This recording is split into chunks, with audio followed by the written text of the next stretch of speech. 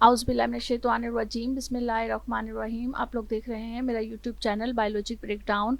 हम class 10 biology को जो है वो पढ़ रहे हैं, जिसमें आज का हमारा टॉपिक है component of human skeleton. Human skeleton के हम मुख्तलिफ कंपोनेंट्स के बारे में पढ़ेंगे कि स्केलेटन में कौन कौन से कंपोनेंट्स होते हैं। जैसे कि हम यहाँ पर पढ़ रहे हैं कि there are 206 bones in human skeleton. Human का जो स्केलेटन होता है, जो ढांचा होता है, उसमें 206 हड्डियाँ होती हैं। And the skeleton is divided into axial and appendicular skeleton. जब भी हम किसी चीज़ को डिवाइड करते हैं, क्लासिफिकेशन करते हैं, तो हम बेसिकली हम इसलिए कर रहे होते हैं ताकि हमें पढ़ने में आसानी हो। तो हम ह्यूमन का जो स्केलेटन है उसको हम दो हिस्सों में डिवाइड करते हैं, एक एक्सियल स्केलेटन और एक अपेंडिकुलर स्केलेटन। इसको पढ़ने से पहले हम यहाँ एक इस बॉक्स को पढ़ते हैं कि यहाँ पे हमें क्या नॉलेज दी गई है कि new born babies have 300 soft bones. वैसे जो ह्यूमन एडल्ट होता है उसमें 206 बोन्स होती हैं, लेकिन यहाँ वो ये आपको इन्फॉर्मेशन दे रहे हैं कि जो न्यू बॉर्न बेबी होता है उसमें 300 सॉफ्ट बोन्स होती हैं। Some of these bones later fuse together so that the adult skeleton has 206 bones. जब वो बेबी आहिस्ता आहिस्ता बड़ा होना शुरू होता है, एडल्ट बनता है, तो वो जो सॉफ्ट बोन्स होती हैं वो आपस में ज्वाइन हो जाती हैं, और ज्वाइन होने के बाद वो 206 बोन्स रह जाती हैं। तो हम अपने टॉपिक की तरफ आते हैं। ये हमारा टॉपिक है axial skeleton. Axial skeleton forms central axis of the body and consist of 80 bones. ये वाला जो टॉपिक है ये ज़्यादातर याद करने वाला टॉपिक है। मैं अक्सर आप लोगों को अपने टॉपिक्स में ये कहती हूँ कि आप लोग अपने कॉन्सेप्ट क्लियर कीजिए। अपने कॉन्सेप्ट क्लियर करेंगे तो आप लोग खुद से लिख सकेंगे, लेकिन कुछ टॉपिक्स ऐसे होते हैं जो कि आप लोगों की मेमोरी जो है वो, उसके लिए मेमोरी भी बहुत अच्छी होनी चाहिए। यानी आप इसको 2-3 दफ़ा पढ़ेंगे तो आपको याद हो जाएंगी कि कौन सी बोन्स, कितनी बोन्स जो है वो कौन से पोर्शन में मौजूद होती हैं। तो एक्सियल स्केलेटन जो है वो सेंट्रल एक्सिस ऑफ बॉडी का जो सेंट्रल एक्सिस होता है, जो मिड होता है, उसको हम जो है वो एक्सियल स्केलेटन कहते हैं, और इसमें तकरीबन 80 बोन्स मौजूद होती हैं। Skull is formed by 8 cranial and 14 facial bones. अगर हम सिर्फ स्कल की बात करें, अगर हम इसको देखें, तो इसमें जो हमारा इसके अंदर जो 8 जो हड्डियाँ होती हैं वो क्रैनियल, यानी जो स्कल के अंदर जो बोन्स होती हैं छोटी छोटी, वो 8 बोन्स होती हैं, और जो फेशियल यानी जो फेस में जो बोन्स होती हैं वो 14 बोन्स होती हैं।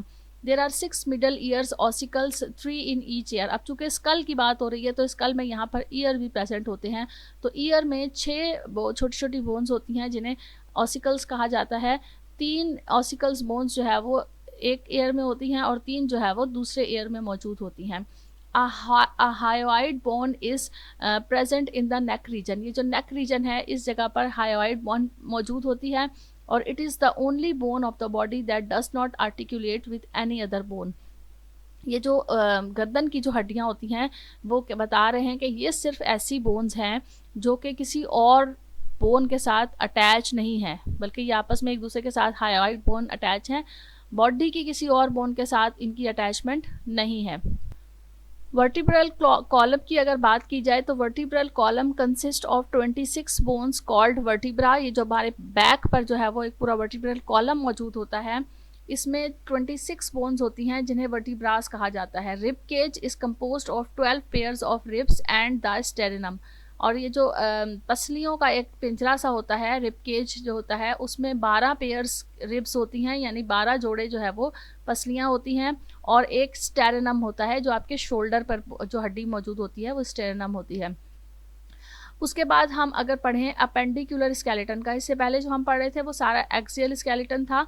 अब अपेंडिकुलर स्केलेटन जो है वो consist of the bones of the pectoral and pelvic girdles. Pectoral और पेल्विक ग्रिडल्स की जो बोन्स हैं वो अपेंडिकुलर स्केलेटन में आ जाती हैं, और लिम्स की जो बोन्स हैं, जो हाथ जो होते हैं, बाजू जो होते हैं, उनकी जो बोन्स हैं, it is composed of 126 bones. और इसमें पूरे में अपेंडिकुलर स्केलेटन में तकरीबन 126 बोन्स मौजूद होती हैं। Pectoral ग्रिडल consist of 4 bones. Pectoral ग्रिडल जो होता है उसमें 4 बोन्स होती हैं। पेक्टोरल ग्रिडल बेसिकली उस पोर्शन को कह रहे हैं जो हमारा शोल्डर, हमारे लिम्स और ये सारा जो पोर्शन है, यहाँ पर जो है वो जो बोन्स मौजूद होती हैं, 4 होती हैं। Arms have 6 bones. आर्म्स में जो है वो 6 बोन्स होती हैं। Both hands have 54 bones. और जो हाथ होते हैं उनके अंदर छोटी छोटी 54 बोन्स मौजूद होती हैं।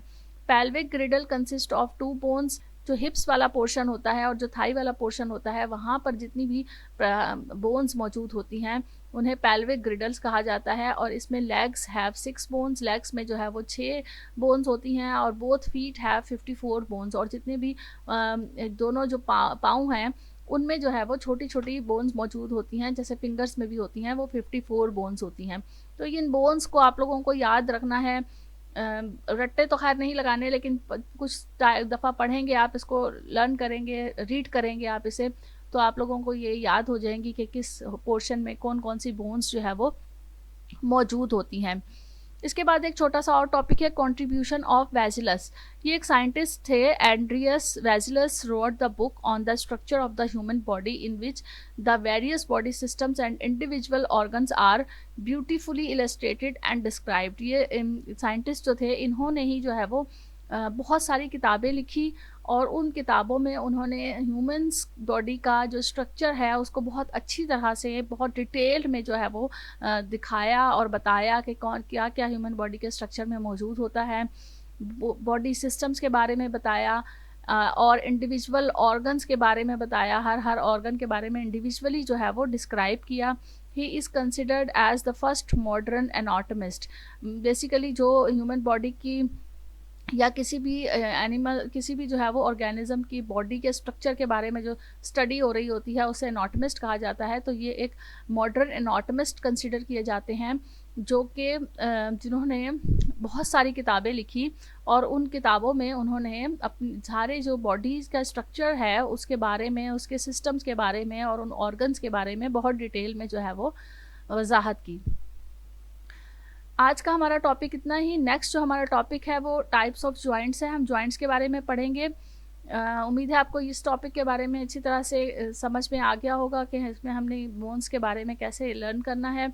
तो नेक्स्ट टॉपिक में हम टाइप्स ऑफ जॉइंट्स के बारे में स्टडी करेंगे। साथ रहिएगा। Thank you so much. अल्लाह हाफिज़।